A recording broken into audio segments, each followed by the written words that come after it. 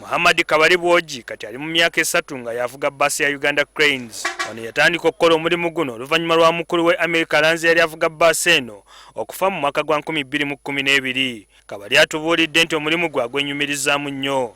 Era ngukoze bulungi era ngukola bulungi paka sawa ya leero pozo olw'okuba nti nafunamu ekizibu kimu ekya accident gye nafuna nga nva wa President Museveni Solonti.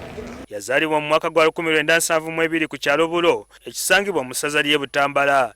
Nga Uganda Cranes eri mu nkambi, Kabali atubuulidde nti tabeera na pulogulaamu ndala yonna mu bulamu bwe okuggyako okubeera ku bulindaala okuvuga abazannyi. Saagala kunyiiza Micho, njagala tukole ekintu kuba bwe tunaamunyiiza ajja kwekwasa nti ate kino temwakimpeeredde mu budde.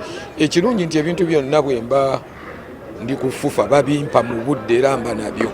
Ate nga ttiimu esamba obunkenke bwabaako bukira n'obw'abazannyi abali mu kisaawe.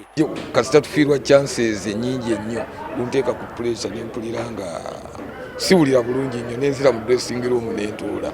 Nga ttiimu ewanguddwa omulimu gwe gukaluba kubanga abazannyi abamu oluusi bazira n'okutambulira mu bbaasi ye. Banga nti tetujja kgenda nga bw'omanyi nti abawagizi bo baba bakola ki bagamba lwaki temwaguwangudde kuno omupiira guli so nga omupiira gubaaka agoba ne gwe bagoba naye y'omuwagizi tokimubuulira yayagala buli mupiira gwoba oguwangula buli mupiira gwoba oguwangula. Wabula nga bawangudde ataawe ebbugu muli bassufu mu bbaasi. Kabali era atubbiddeko ku bazannyi abasinga okusanyusa bannaabwe mu bbaasi nga baliko gye balaga. Mulimu jjajja waalu Walusimbi ne Dennis Onyango.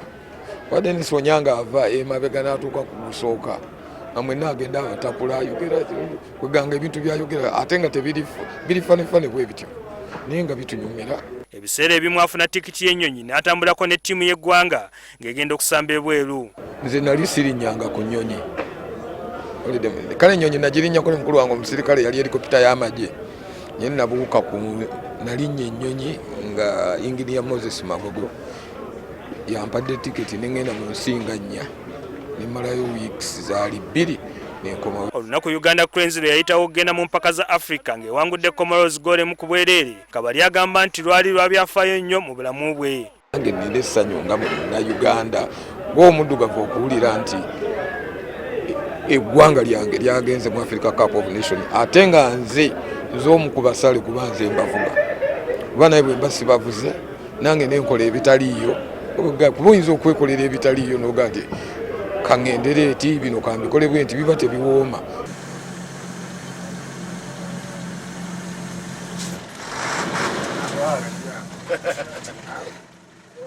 Ono era alina essuubi nti Uganda erina obusobozi okuwangula ekikopo kya Africa kyegendamu.